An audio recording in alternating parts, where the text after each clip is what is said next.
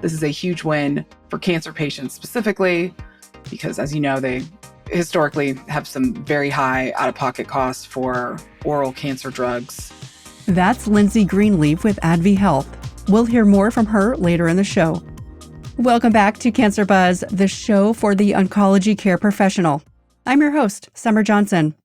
In 2025, the Inflation Reduction Act will make major changes to Medicare Part D, starting with lower prescription drug costs and a redesigned prescription drug program. Our first guest walks us through the policy behind these changes.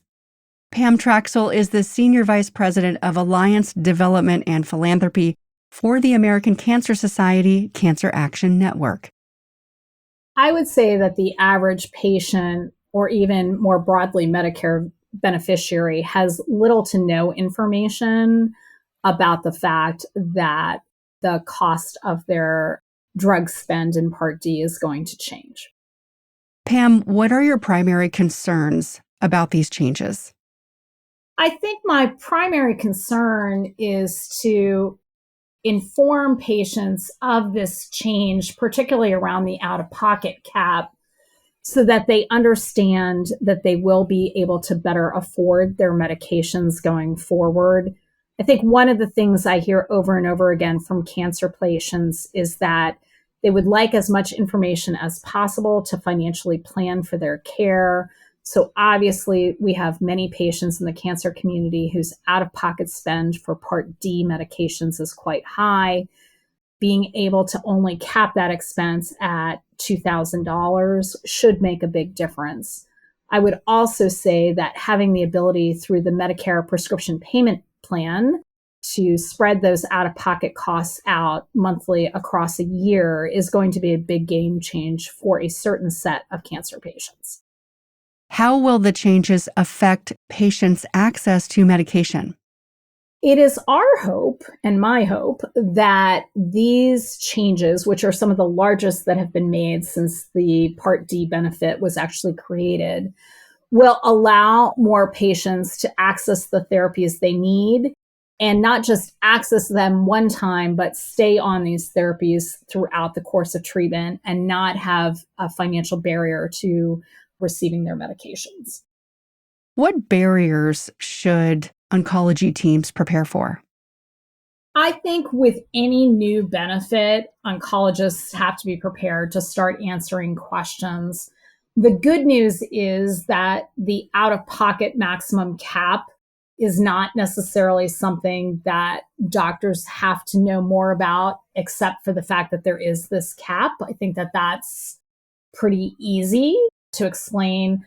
I think what could be more complicated for oncologists is to think about who among their patients might be best qualified to participate in the Medicare prescription payment plan. And that, I think, is a lot more complicated. From our perspective at ACS CAN, we believe that doctors should be recommending patients to consider enrolling in the Medicare prescription payment plan if they meet one of three criteria. One is that they have high monthly prescription drug costs. This is not just for your oncology drug, but potentially for patients that have multiple comorbidities, which is many cancer patients. Secondly, patients that they know are having trouble paying out-of-pocket costs up front. These are patients that are really struggling with a lot of financial toxicity of their care. And then last, and perhaps maybe a little bit more ill-defined, identifying patients who prefer to pay in monthly installments. This might be patients who have, maybe a tighter monthly budget. They might talk to an oncologist more about the cost of care and really trying to manage those costs. Any patient that falls into any of those three examples would potentially be a good candidate to participate in the Medicare prescription payment plan. How do we educate patients about these upcoming changes to Medicare Part D? I think the most important thing that oncologists in their practices can do is to make sure that they are providing information to patients about the fact that there is a change that will hopefully allow patients to better afford their cancer care. We hear over and over again from our survey work with our patients about the fact that many times practices are not speaking to patients about the financial costs of their care. Patients generally do want to hear this directly from their practice. There are a lot of resources that are going to be available for practices to use in their practice to just provide to patients to make sure that they have the help that they need. I don't think that they have to become experts in this.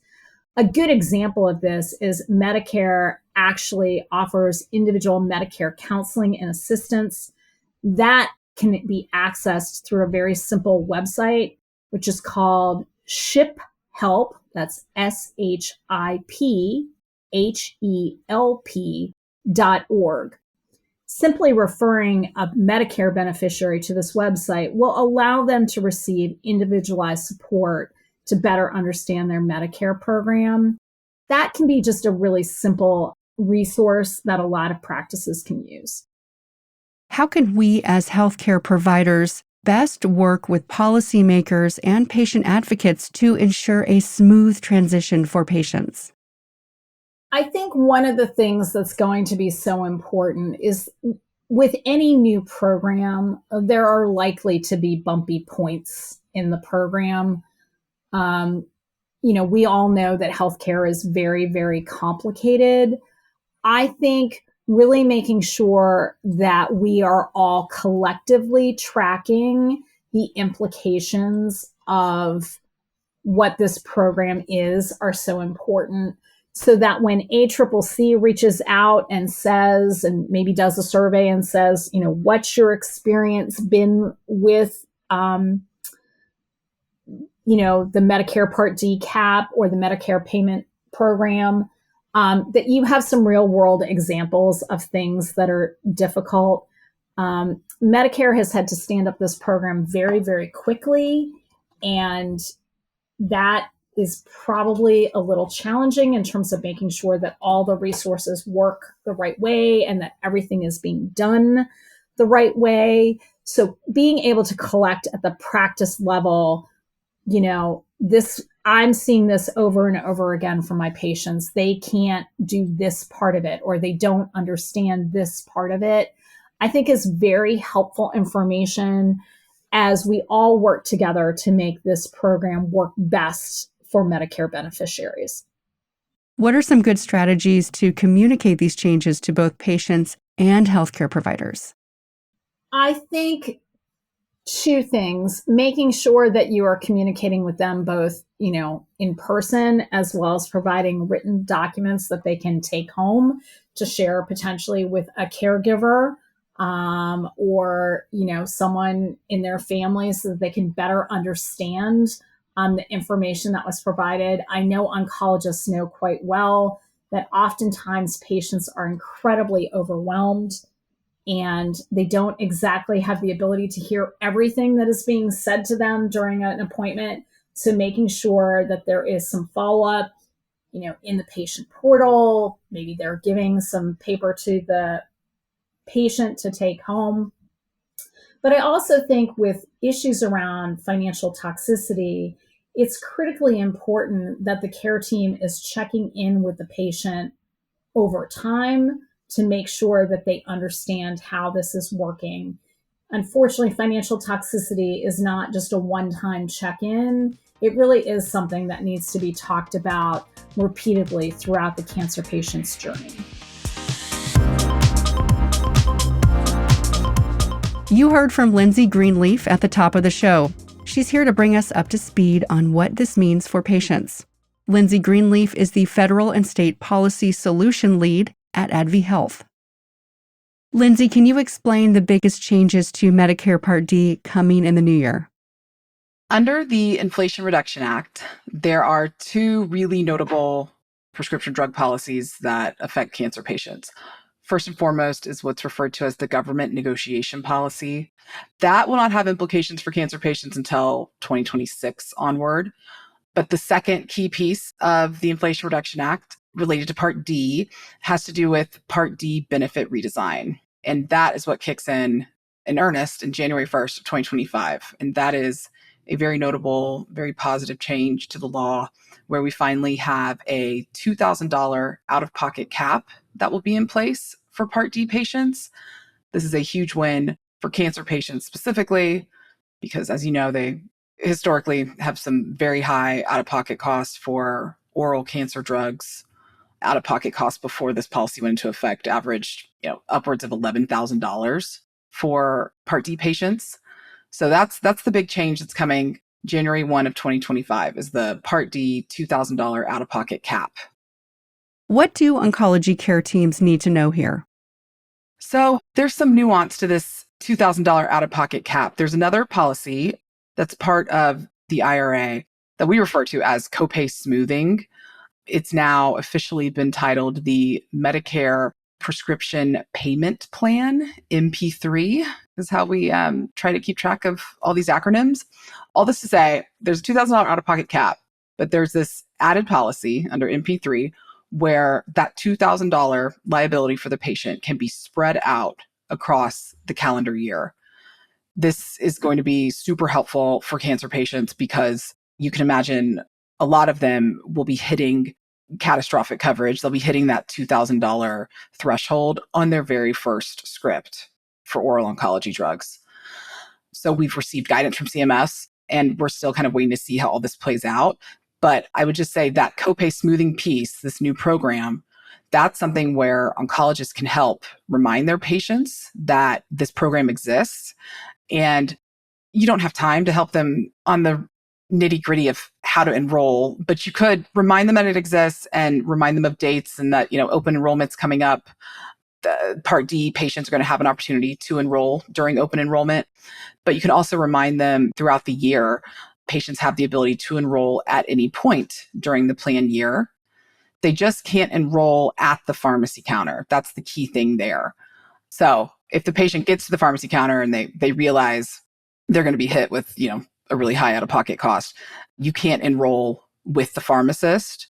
The patient would have to go home, go to trouble of enrolling at that point. And typically plans are, according to the rules, they're supposed to facilitate enrollment within 24 hours. So it's not the end of the world if you don't have it ready to go right away. But just kind of that reminder to patients that this is available for them. They can get signed up before the 2025 plan year kicks off. And even if they forget, they can still sign up throughout the plan year. And this is really helpful from an affordability perspective. But specifically, what can oncology groups do and oncologists do? There's some websites that CMS has that have fact sheets and, like one-pagers of what patients need to do to enroll. You could maybe print those out at your check-in desk, have those handy, things like that. That type of help with enrollment could really go a long way. How will this restructuring of Medicare Part D under the IRA affect pricing and availability of oncology drugs? Well, from an affordability standpoint, for Part D drugs, this is a very big deal to have this $2,000 out-of-pocket cap. This is going to be huge for Part D patients taking any high-cost drugs, but especially, in the cancer world. Pretty much all oral cancer drugs, patients were getting hit with really high out-of-pocket costs. And it is an average out-of-pocket cost of over $11,000. That is what cancer patients were facing in Part D in 2023. For currently in 2024, we do have essentially an out-of-pocket cap of roughly $3,300. That is helpful. They kind of phased in the new out-of-pocket cap. But the real kicker is January 1, 2025. That's when the $2,000 out-of-pocket cap comes into play. So that's first and foremost from an affordability standpoint. Thinking about drug pricing and access to cancer drugs going forward, for that, I'm focused more on the Inflation Reduction Act's government negotiation policy. I think that's the key piece to watch there. So under the government negotiation policy, there will be for 2026, there will be 10 drugs subject to what we call a negotiated price. I often put quotes around negotiated price, though manufacturers don't have a lot of leverage in this price negotiation with CMS. So it's really not much of a negotiation process at all, but we'll stick to that phrasing. There will be 10 drugs subject to a negotiated price starting in 2026. Only one cancer drug is on that list, ibrutinib. That's notable that there's only one cancer drug that's been targeted for the 2026 price year. But going forward, there will be more and more drugs subject to a negotiation process and a negotiated price. In 2027, it will be 15 drugs. In 2028, it will be another 15 drugs. And then going forward, it'll be 20 drugs each year will be subject to a negotiated price. And I would just note, when we think about this policy and any direct consequences, cancer drugs are disproportionately targeted for this policy. It's only one drug for the 2026 inaugural year, but going forward, there's going to be a lot of cancer drugs on the list that are going to be subject to a negotiated price. The real impact for access that I would first point out is, what impact does this pricing policy have on innovation and incentives to keep investing in R&D and manufacture more drugs as we go?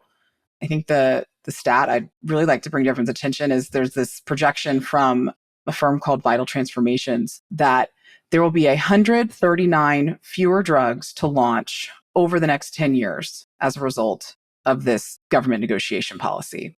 That's hugely significant, especially considering every time you turn around right now, there's a new cancer drug launching. So of those 139 drugs, that's a significant proportion would have been cancer drugs. So that's a real key concern, especially when we think about the cancer community and the impact that this policy is likely to have on innovation. Do you have any more concerns beyond drug development? Another thing to think about is launch sequencing. The way the government negotiation policy is structured is that drugs have a certain amount of time after FDA approval before they could be targeted for the negotiation process and a negotiated price. For small molecule drugs, there must be at least 9 years from the time of FDA approval before that drug could have a negotiated price. For biologics, it's 13 years. So you have this new clock put in place here from the time of FDA approval. We know that for oncology drugs, manufacturers will often launch drugs that affect a smaller patient population first. That's just the nature of, the best data that they have available at the time and just kind of how the sequencing of their clinical trials go. So just generally with cancer drugs, it's often the follow-on indications that may be the most profitable for a manufacturer. This new clock, they want to call it, this new timeline of 9 years and 13 years, that might shift the way oncology drugs launch going forward. Manufacturers now have an incentive to sit back and wait to launch their most profitable indication first. And maybe they, financially it just won't make sense anymore to launch into therapeutic areas and into those indications where there's a smaller patient population, just because that would trigger that timeline to start right off the bat. So fewer drugs to launch in the future, changes to launch sequencing, those are some of the biggest things we're watching from a innovation standpoint and access to cancer drugs in the future. What are some of the challenges that you can foresee in the implementation of these changes? And then how can oncology practices prepare for them? One thing we're really worried about for 2025 onward is how Part D plans and the MAPD plans are going to react to the changes to the benefit structure in Part D. So I keep focusing on the fact that patients have a new $2,000 out-of-pocket cap. That's all good news. I haven't mentioned yet the way that that's being financed. So the benefit is being restructured so that the Part D plans are on the hook for 60% of catastrophic spending. It's a huge increase from what they're on the hook for currently and historically in the program. To the extent that the Part D plans are, going to be more at risk for that catastrophic spending, they're going to react to that in some way, shape, or form. They're obviously going to try to restrict their formularies. They're going to try to have more restrictive utilization management, prior auth, step edits, things like that. Our concern for cancer patients is just any new barriers that get in the way of them accessing the drugs that their oncologists prescribe. I know that, PBMs and plans generally can cause a lot of headaches when it comes to utilization management, and oncologists already have to jump through a lot of hoops to make sure that patients are getting the drugs that they've prescribed. I think that burden on oncologists is likely to increase going forward. And that's just really something we're watching most here. How do you think these changes influence future healthcare policy, particularly in oncology care? I think we're going to find out just how helpful this is from an out-of-pocket perspective. I think it's great to have a $2,000 out-of-pocket cap, But we also have a very, very large percentage of Medicare beneficiaries that are getting by on Social Security checks alone. So, I certainly applaud all the efforts that have been made thus far. But I think, first and foremost, we're going to see if the $2,000 out-of-pocket cap really does strike the right balance for patient access. But then bigger picture, we're watching the innovation concerns that I mentioned from the government negotiation policy. That's very much top of mind, especially in the cancer community when we've got all of these launches coming. And then lastly, we're watching any of these interactions with Part D plans and PBMs and, the policies from Part D benefit redesign and how all these different policies interact with each other and what incentives that might create for plans to be more restrictive with their formularies, be more restrictive with utilization management, just anything that, while we might have coverage doesn't always equal access. And so, we really just want to make sure there aren't any delays to care, delays to access of drugs. I think that's really from a big picture policy perspective, what we're watching most closely. How can the oncology care team provide feedback to policymakers and advocates as these things are implemented? I think, paying attention to podcasts like this, working with ACCC, they're already doing such a great job trying to educate their membership and ensure everybody's aware of these changes that are coming. In terms of how to make sure your messages are heard with policymakers in terms of, how these policies are playing out, what changes need to be made to existing policies, what things are going on that policymakers haven't addressed yet. I think from that, it really is keeping that dialogue going with your members of Congress, with CMS. You could do it through groups like ACCC. We certainly encourage that. And that's the easiest way to do this. And then, outside of that, it's talking to the folks that do represent you. Members of Congress are always delighted to hear from constituents. They're delighted to hear from the physician and oncology community. They want to hear from you. So I think just, remembering that they are eager to get your perspective, I think that's key. So reaching out, meeting with them directly in their DC office, that's always, preferred. And that's always a great way to get your message out there. Then at the agency level, when given the opportunity on various rules and regulations, to make sure you're submitting comments, doing it formally through trade associations, through specialty societies like this. That's the way to do it. Make sure your voice is being heard.